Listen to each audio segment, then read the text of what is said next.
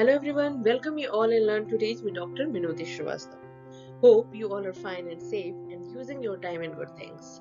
So student, जैसा कि आपको पता ही है कि लर्न टू टीच चैनल पे चल रहा है सीटेट का paper second social science and studies. उस पे भी जो हमारा इस समय मेन फोकस है वो हिस्ट्री के पार्ट पे है और आज हम बात करने जा रहे हैं हिस्ट्री के पार्ट का last chapter post colonial India. इस चैप्टर को मैंने दो पार्ट में डिवाइड किया है, तो चलिए स्टार्ट करते हैं इसका पहला part post colonial India part. सबसे पहले हमें ये जानना जरूरी है क्योंकि अभी तक हम लोग ने इंडियन हिस्ट्री में किनका किनका आधिपत्य रहा उसके बारे में सारा जिक्र किया। तो पोस्ट कॉलोनियल इंडिया जो है वो कहीं ना कहीं आधिपत्य से उभरे हुए भारत के बारे में हमें बताएगा, यानी कि औपनिवेशिक जो भारत रहा है उसके बाद का क्या सीन रहा है एग्जैक्टली उस पर हम इस चैप्टर में बात करने वाले हैं। तो India has emerge as one of the most diverse but also one of the most secular nation states in whole world. ये तो हमें पता ही है कि पूरे विश्व में भारत ही एक ऐसा देश है जिसमें डाइवर्सिटी बहुत ज्यादा है और इसके साथ भी हमें एकता काफी कुछ देखने को मिलती है। Parliamentary system of governance made India the most populous and largest parliamentary democracy in the world. जैसे कि हमें ये भी पता है कि जो इंडियन पॉपुलेशन है वो ओवरऑल वर्ल्ड में सेकेंड नंबर पे है। तो पार्लियामेंट्री जो सिस्टम है इंडिया का वो भी एक लार्जेस्ट पार्लियामेंट्री डेमोक्रेसी है वर्ल्ड का, क्योंकि इंडिया अपने आप में लार्जेस्ट डेमोक्रेसी को शो करता है। Our space program is without doubt one of the best in the world. Space program की यानी कि इसरो की अगर हम बात करें तो वो भी वर्ल्ड में one of the best program है जो कि अपने आप को एक नेतृत्व प्रदान कर रहा है। तो पोस्ट कॉलोनियल या उपनिवेशिक समय जो रहा है उसके बाद का जो भारत है वो अपने आप में बहुत ही प्रॉस्पेरस रहा है। तो पोस्ट कॉलोनियल इंडिया की अगर जब हम बात कर रहे हैं तो उसको भी हम कुछ कुछ पार्ट में समझेंगे तो ज्यादा बेहतर होगा। तो सबसे पहले जो पोस्ट कॉलोनियल इंडिया की बात है तो उसमें इकोनॉमिकल लेगेसी पे बात करते हैं, यानी कि आर्थिक रूप से जो विरासत रही है भारत की वो क्या क्या चीजें रही हैं। In the pre-British era, India was one of the richest country in the world with a prosperous cotton industry and textile country. हमें पता है कि जो भारत था उसे पहले सोने की चिड़िया के नाम से जानते थे। उसके पीछे जो रीजन था वो ये था कि जो भारत था वो रिचेस्ट कंट्री थी उस समय की, और उसके रिचनेस के पीछे जो राज था वो ये था कि इंडिया के जो कॉटन और टेक्सटाइल इंडस्ट्री थी वो बहुत ही ज्यादा फल फूल रही थी उस समय, जिसकी वजह से भारत एक संपन्न देश था। The British government introduce zamindari system in 1839। फिर क्या हुआ, जब ब्रिटिशर्स का यहाँ पे आधिपत्य होना शुरू हुआ तो जो ब्रिटिश गवर्नमेंट थी उन्होंने जमींदारी सिस्टम को 1839 में 93 में इंट्रोड्यूस किया and development of agriculture but just to establish their control over land and accumulated money.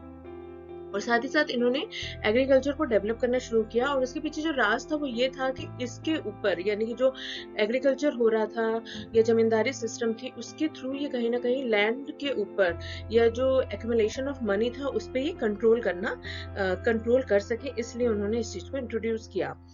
Purpose was to collect more land revenue. The jamindaris or the rich landholders started giving their land on higher revenue and tried to realize the maximum taxes for the peasant. इसके पीछे भी reason यही था, ज्यादा से ज्यादा revenue इकट्ठा करना, जो जमीन थी उससे ज्यादा से ज्यादा एक तरीके से उत्पादन हो सके, ज्यादा से ज्यादा मनी कलेक्ट हो सके, वही इसके पीछे रीजन था, इसलिए जमींदारी सिस्टम को इंट्रोड्यूस किया गया।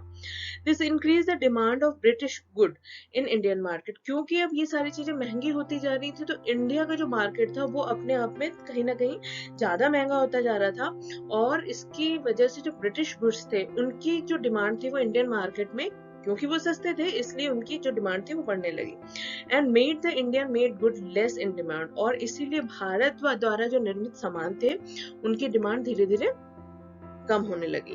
सो इसका जो रिजल्ट हुआ वो ये हुआ कि जो स्मॉल ट्रेड्स थे और इंडस्ट्री थी वो रूइन हो गई, यानी कि उनका समापन होना शुरू हो गया। स्मॉल स्केल जो इंडस्ट्री थी वो ऑलमोस्ट खत्म या विनाश उसका हो गया था। तो ये एक तरीके से हम देखते हैं कि कॉलोनियल जो रूल रहा है उसके साइड इफेक्ट हमें भारतीय संपन्नता या उसकी जो रिचनेस थी उस पर इसका असर सीधा सीधा पड़ा था। इकोनॉमिक लेगेसी को जानने के बाद अब हम बात करते हैं socio culture legacy of colonial rule. तो उस समय औपनिवेशिक समय में सामाजिक और सांस्कृतिक विरासत का क्या इमेज थी, क्या सीन था। तो from 1820 to 1850 British demonstrated a push to change Indian scenario institution and westernise India. 1820 से लेके कहीं ना कहीं 1850 तक जो ब्रिटिशर्स थे उन्होंने बहुत कोशिश करी जो इंडियन सोशियो कल्चर इंस्टीट्यूट थे या तौर तरीके थे उसको कहीं ना कहीं वेस्टर्नाइज इंडिया में बदलने की। Replace the war lord aristocracy by a rational bureaucracy, organise police, army, resulting in paid and appointed service classes. और इसीलिए उन्होंने कुछ कुछ चीजें इंट्रोड्यूस की उस समय, लाइक पुलिस का इंट्रोडक्शन हुआ, आर्मी इंट्रोड्यूस हुई और इन सबको अपॉइंट किया गया एज ए सर्विस क्लास के रूप में। British introduce the communication system of railway का इंट्रोडक्शन हुआ, टेलीग्राफ एंड पोस्ट को इंट्रोड्यूस किया गया and develop road and motor transport to make it more feasible to reach out the more location and administrative areas easily। एक जगह से दूसरी जगह जाया जा सके, ज्यादा से ज्यादा वेस्टर्नाइज की तरफ बढ़ा जा सके। तो कहीं ना कहीं उन्होंने इस 30 साल में अपनी छाप छोड़ने की कोशिश करी इंडिया पे। स्टूडेंट्स, अब हम देखते हैं फ्रीडम एट ए कॉस्ट। फ्रीडम का जो कॉस्ट रहा है वो पार्टीशन रहा है, यानी कि स्वतंत्रता का जो रिजल्ट आया है वो एक तरीके से पार्टीशन रहा है। और पार्टीशन के साथ ही बहुत सी चीजें इंडिया ने महसूस की और कुछ डिसीजन लिए, like the stocking and reinforcement of communalism in India can be described as one of the most destructive biggest of British rule. After independence, India decided not only to retain parliamentary form of government, but also to develop it as a part of full-fledged democratic system.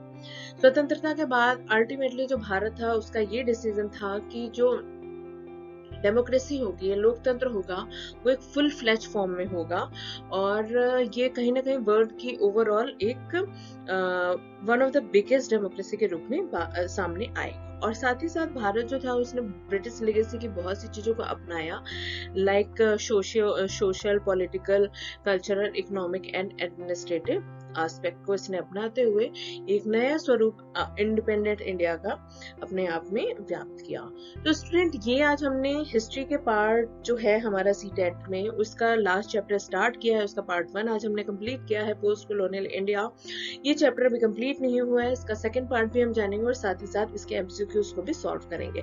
तो चलिए मिलते हैं post colonial India के part 2 में। तब तक आप अपना ख्याल रखिए, फैमिली वालों का ख्याल रखिए, अपने टाइम को सही से यूज करिए। मिलते हैं अपनी नेक्स्ट वीडियो में। Till then take care and bye.